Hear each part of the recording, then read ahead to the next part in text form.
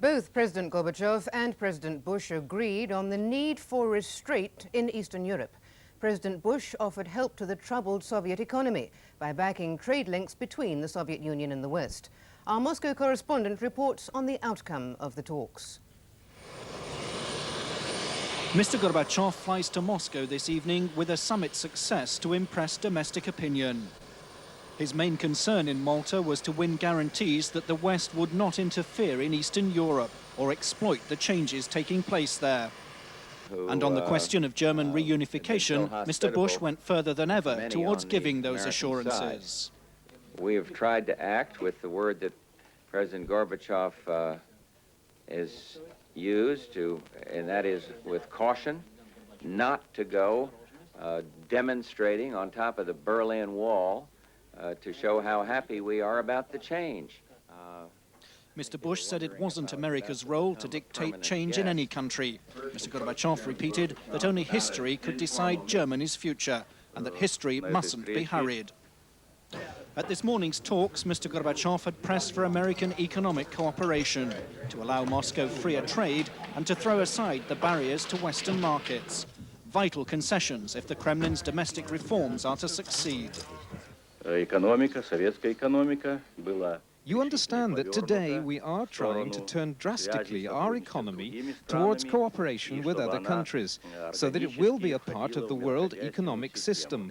We think and hope that has happened during our meeting. Mr. Bush offering a series of proposals that could bring Moscow back into the world economy after 7 decades of isolation.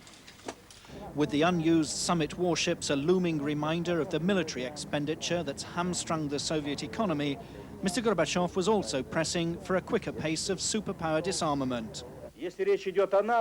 NATO and the Warsaw Pact have to change. They shouldn't remain military pacts. They should become political organizations. They should reflect the changes taking place in Europe as a whole. An agreement to hurry preparations for cuts in long-range arms was a partial recompense. But Mr. Gorbachev's proposals for naval cutbacks and conventional force reductions won no immediate response. Overall, then, a high strike rate for Mr. Gorbachev, with good progress in at least 2 of the 3 areas he'd identified as priorities. A foreign policy success he badly needed, as domestic problems with the economy and nationalist unrest continue to threaten his position at home. Martin Sixsmith, BBC News, Malta. The whole of the East German leadership, the Communist Party Central Committee and the Politburo has resigned. After a special emergency session of the party, East Germany is left virtually without a government. And 5 senior communists, including Erich Honecker, the former leader, have been expelled from the party. 3 other senior figures have been arrested on corruption charges. After 6 weeks of crisis, today the East German Communist Party simply disintegrated. There was chaos as a spokesman announced that Egon Krenz, the new party leader, had resigned, together with the entire Politburo and the 160-man Central Committee.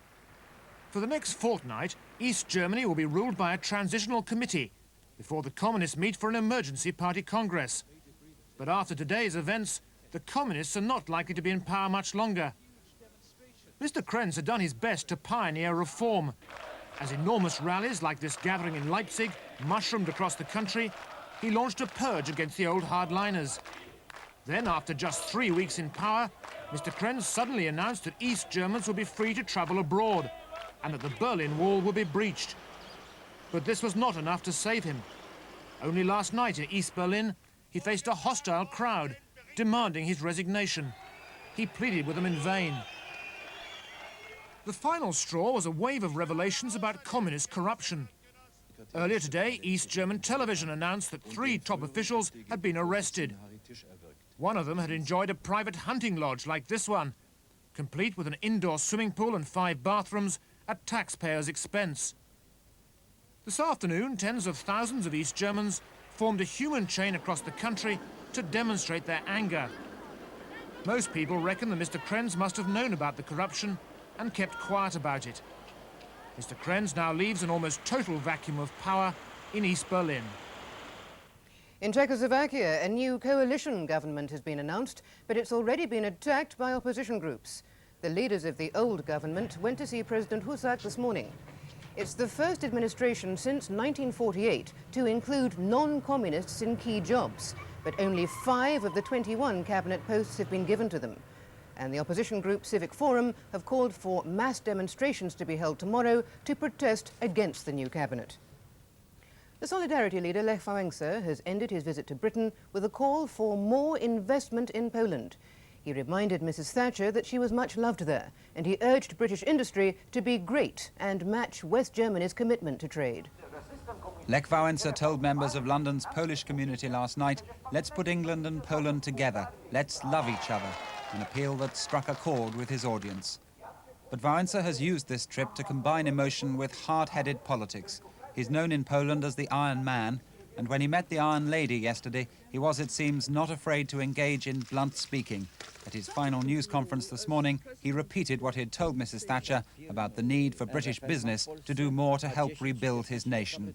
Now, how does it look at the moment? West Germany has 380 firms operating in Poland, and Britain maybe 10, maybe 15. This is a scandal. So how about Britain being great? Mr. Wałęsa told journalists that some businessmen has become the youngest ever winner of the UK Open Snooker Championship. In last night's final in Preston, he beat the world champion Steve Davis by 16 frames to 12. Henry took the first prize of £100,000. More important, however, are the world ranking points, which put him 2 points clear at the top of the provisional world rankings list. In the final of the Nabisco Masters tennis tournament last night in New York, Stefan Edberg played Boris Becker for the 21st time in their careers. Edberg, the winner this time, 4-6, 7-6, 6-3, 6-1, giving him overall prize money for his week's work of $285,000. Well, they meet again in Stuttgart later this month when Sweden take on West Germany in the Davis Cup finals. Arsenal's 1-0 win over Manchester United at Highbury means they move into second place behind Liverpool. Perry Groves scored the goal, which preserved Arsenal's unbeaten home record, but leaves United in the bottom half of the table. The England manager, Bobby Robson, today names his squad for next week's friendly at Wembley against Yugoslavia, which both countries see as part of their World Cup build-up. The Sports Minister, Colin Moynihan, who's confident that England will be based on the island of Sardinia, is now in Italy and says the British government will offer the Italians every help in trying to reduce hooliganism. This could include a contingent of uniformed police to work alongside the Sardinian force. The World Cup draw takes place on Saturday live on Grandstand.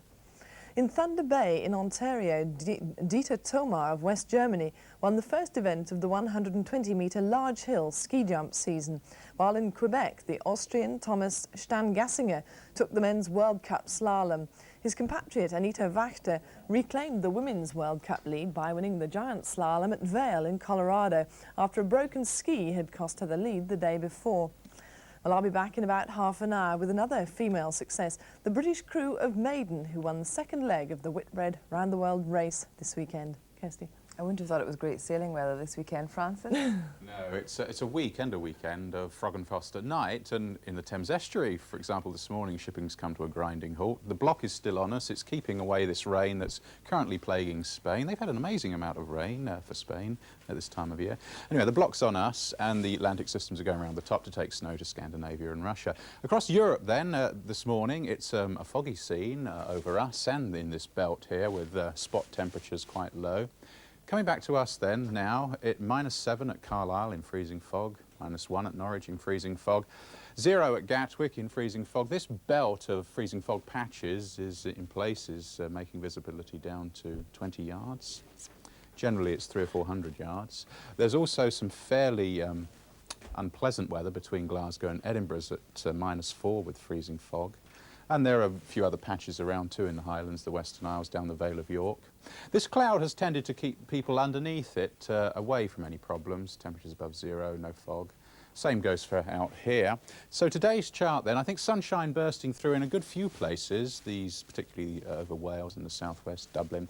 But in this area here, it may be the case that either the fog doesn't go or it just lifts into grey, and then the sun sort of filters through hazily as the time goes on in the afternoon.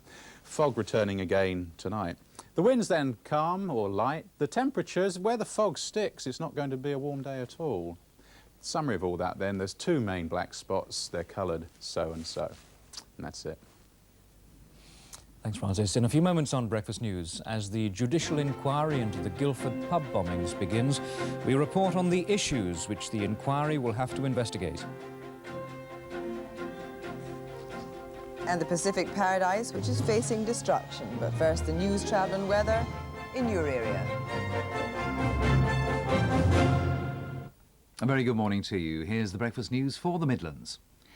Ambulance leaders in the West Midlands will announce details today of fundraising plans to support their dispute.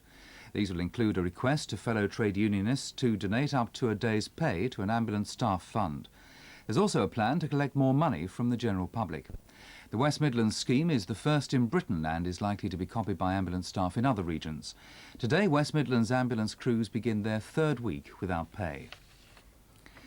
A senior parliamentary committee will today discuss the controversial government sell-off of the Rover Group to British Aerospace. Labour have accused the government of cheating the taxpayer out of millions of pounds by underestimating Rover's true value. This afternoon, the Commons Public Accounts Committee will attempt to establish all the facts surrounding last week's admission by the Trade Secretary Nicholas Ridley that subsidies worth £38 million were paid to British Aerospace. A new task force established to control the spread of the drug crack in the West Midlands begins work today. The team based in Birmingham will consist of police and customs officers and is one of only 4 in Britain. Workers at the textile company Courtaulds may be asked to undergo random breath tests. The company has introduced the scheme to try to cut down on absenteeism and alcohol-related accidents. Employees whose tests show positive will be sent home in taxis and not paid for the hours away from work. The scheme's been introduced with union backing at factories in Coventry, Derby and Nuneaton. A new campaign against drinking and driving will be launched in Birmingham today. The campaign has been organised by the Midland Counties Brewers Association with the support of the West Midlands Ambulance Service.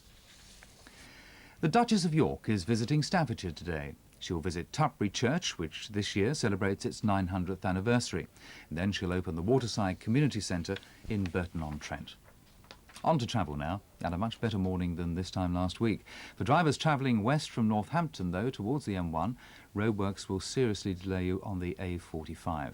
They're between Barnes Meadow and Brack Mills, and on Friday there were 12-mile tailbacks, and the police expect the same today. British Rail tell us that the 751 Birmingham to Cambridge service via Leicester isn't running. There's an alternative service via Coventry. The weather today, it's going to stay cold and misty with some patchy fog.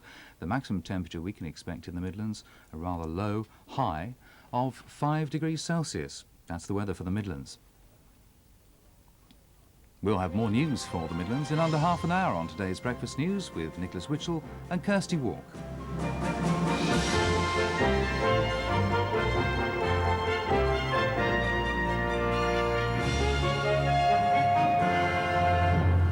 The time is 7:30. This is the BBC Breakfast News. Good morning if you've just joined us. With the summary of this morning's main stories, here's Kirsty. The leaders of the 16 NATO countries are gathering in Brussels for a day of talks which will be dominated by events in Eastern Europe, in particular East Germany, and the meeting between President Bush and President Gorbachev in Malta. And President Gorbachev is briefing his Warsaw Pact colleagues also about the summit. George Bush's decision to come to NATO straight from Malta is motivated by the need to involve America's European allies in the disarmament process. When he arrived last night, he stressed America's commitment to NATO. And Mr. Bush is taking advantage of this visit to make the diplomatic contacts he needs to stay abreast of events in Europe. Last night he met Germany's Chancellor Helmut Kohl. At a breakfast meeting this morning, he'll have talks with the President of the European Commission, Jacques Delors. At the end of the Malta summit, Presidents Bush and Gorbachev spoke of a new era of cooperation between the superpowers. The talks didn't produce any new initiatives on arms control, but there was agreement on the need for caution in dealing with political upheaval in Eastern Europe. The two leaders also revealed new accords encouraging East-West trade and allowing Soviet entry into the world's financial institutions. There was some friction between the two sides on Central America and on naval arms cuts, but both presidents said they were pleased with the outcome of the talks. And the Communist Party leadership in East Germany has collapsed after the resignation of both the party's Central Committee and the Politburo. The resignations followed a mass demonstration by 2 million East Germans who linked hands across the country in protest at the slow pace of reform. The demonstrations also led to the sacking of other senior party figures, including the former General Secretary, Erich Honecker.